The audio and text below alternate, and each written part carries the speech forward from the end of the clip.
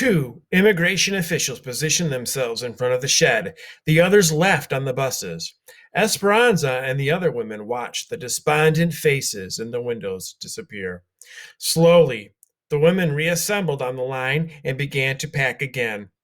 And it all lasted only a few minutes. What happens now? Asked Esperanza. La Migra will keep their eyes open for any strikers that might be back, said Josefina, nodding toward the two men stationed nearby. And we go back to work and feel thankful it is not us on that bus. Esperanza took a deep breath and went back to her spot. She was relieved, but still imagined the anguish of the strikers. Troubled thoughts stayed in her mind. Something seemed very wrong about sending people away from their own free country because they had spoken their minds. She noticed she needed more bands to wrap around the asparagus bundles and walked to the back of the dock to get them. Within a maze of tall crates, she searched for the thick rubber bands. Some of the boxes had been tossed over by the immigration officials, and as she bent down to set one straight, she sucked in her breath, startled by what was in front of her. Marta was huddled in a corner, holding her finger to her lips, her eyes begging for help. She whispered, "Please, Esperanza, don't tell. I can't get caught. I must take care of my mother." Esperanza stood frozen for a moment, remembering Marta's meanness that first day in the truck.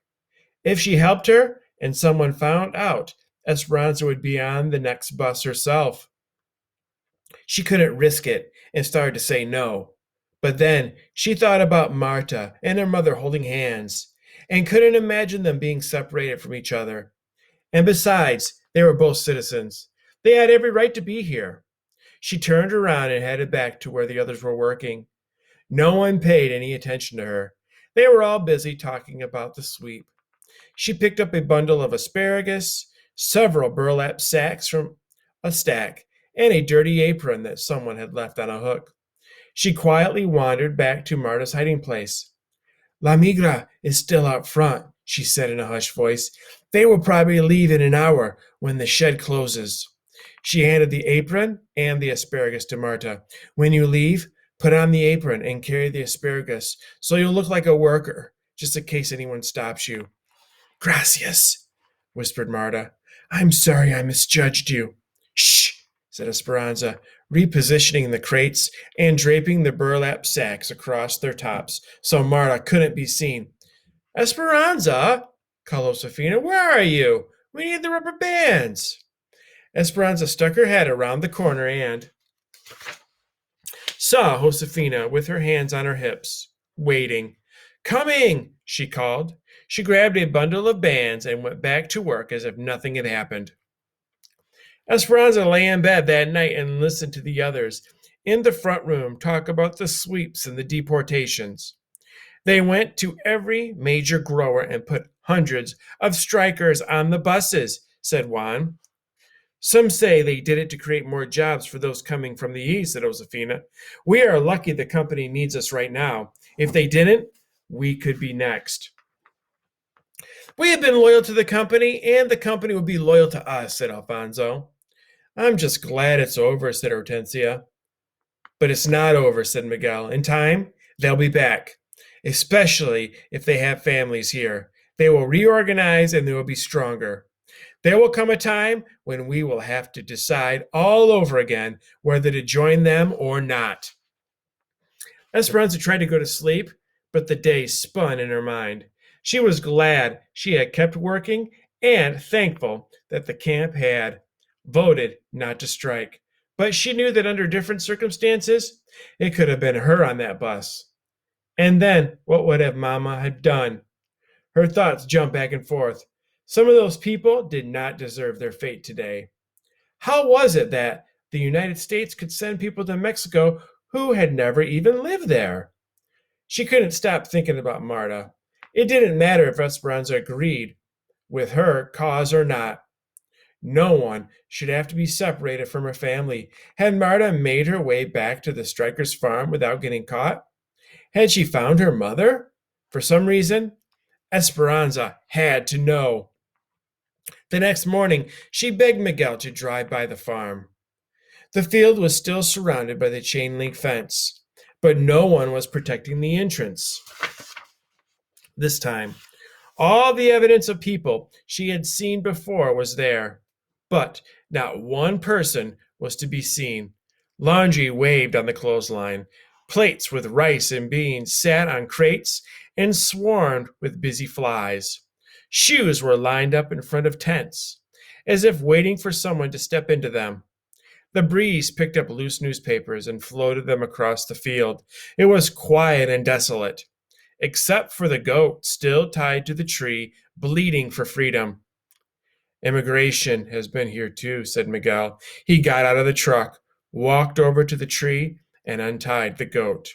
Esperanza looked out over the field that used to be crawling with people who thought they could change things, who were trying to get the attention of the growers and the government to make conditions better for themselves and for her too. More than anything, Esperanza hoped that Marta and her mother were together, but now there would be no way for her to find out. Maybe Marta's aunt would hear eventually. Something colorful caught her eye.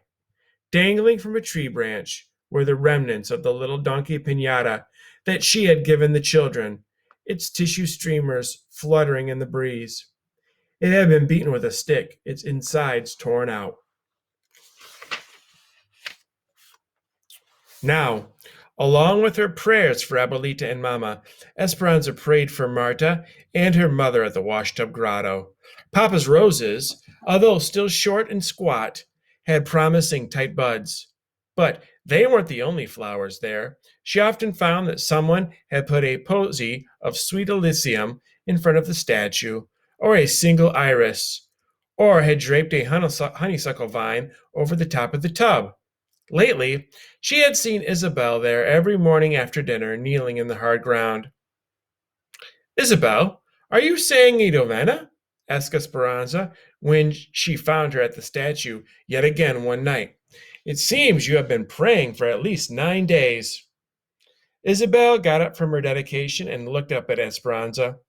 "I might be Queen of the May. In 2 weeks, on May Day, there is a festival at my school and a dance around a pole with colored ribbons. The teacher will choose the best girl student in the 3rd grade to be queen.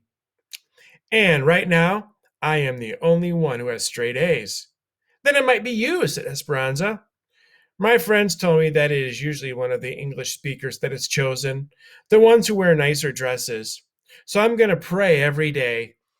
Esperanza thought about all the beautiful dresses she had outgrown in Mexico. How she wished she could have passed them on to Isabel. Esperanza began to worry that she would be disappointed. "Well, even if you are not the queen, you will still be a beautiful dancer, right?" "Oh, but Esperanza, I want so much to be the queen. I want to be La Reina, like you." She laughed. "But regardless, you will always be our queen." Esperanza left her there, devoutly praying, and went into the cabin. "Has a Mexican girl ever been chosen Queen of the May?" she asked Josefina. Josefina's face took on a disappointed look, and she silently shook her head no. "I have asked. They always find a way to choose a blonde, blue-eyed queen." "But that's not right," said Esperanza, especially if it's based on grades." "There's always a reason. That is the way it is," said Josefina. "Melina told me that last year the Japanese girl had the best marks in the 3rd grade, and they still did not choose her." "Then what is the point of basing it on marks?" said Esperanza, knowing there was no answer to her question. Her heart already ached for Isabel.